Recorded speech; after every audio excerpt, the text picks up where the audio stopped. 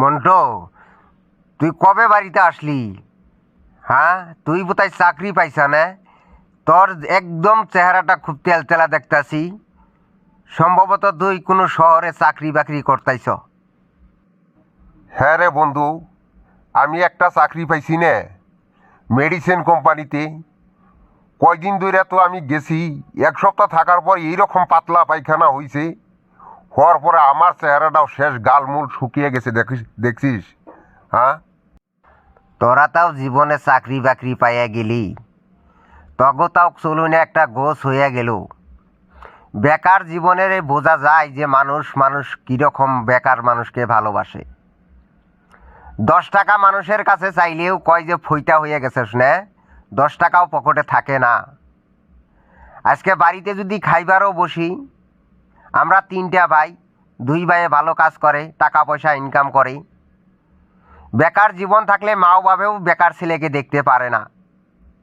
ওই দিনকে মাছ আনছিল বুঝছাস, আমার চোখের সামনে আমার নিজের মা 2 ভাইকে ভালো ভালো বড় বড় টুকরা দিল, আর আমি কামাই পাতি করি না দেখা আমাকে দিছে একটা পেটি।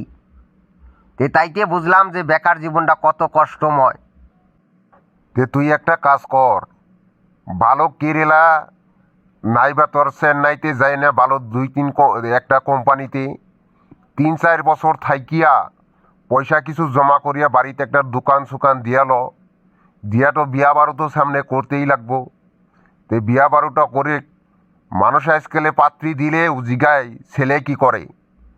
তে ছেলে যদি কোনো কাজকর্ম না থাকে, বেকার যদি বৈশা থাকে, ভালো পাত্রীও পাবি না। তে তাই কই, চেন্নাই কোম্পানিতে যায় না, তুই 2-3 বছর থাকিয়া পয়সা জমা করিয়া তুই একটা দোকান দিয়ালো। হ ভাই, কিবা একটা করতে লাগবো। ওইটাই চিন্তা করতাইছি যে কোনো বাইরে বিদেশ টিদেশে যাইয়া কিছু টাকা ইনকাম করে লই আইসা কিবা একটা কর্মবিলা ভাবতাছি। কিন্তু আজকালের যেটা যুগ, টাকা না থাকলে কেউ দেখতে পারে না রে ভাই। কালকে থেকে 10 টাকার জন্যে বেউ বেউ করে ঘুরতাছি। 10টা টাকা হইলে 1 মোটা বিড়ি কিনবো। তো বিড়ি না খাইলে তো দিনই যায় না আমার। কি করবো আর, কামসামও করতে পারি না।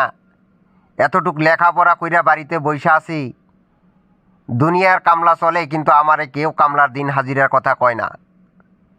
এমনিই পঙ্গু হইয়া যাইতেছি, এখন বিদেশে যাওয়া ছাড়ার কোনো রাস্তা নাই।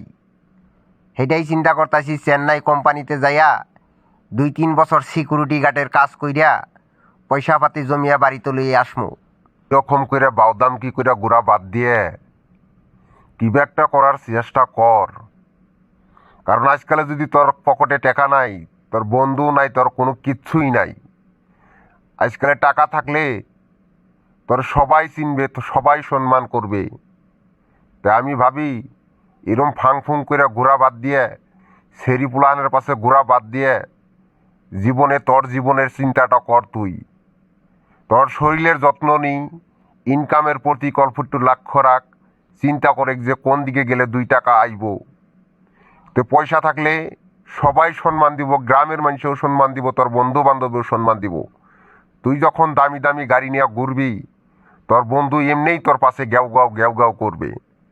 তা আমি কই, কোনো ধরনের ফালটামিভাবে না ঘুরে ভালো করে নিজের শরীরের প্রতি অল্প যত্ন নিয়ে কামের প্রতি মনোযোগ দে।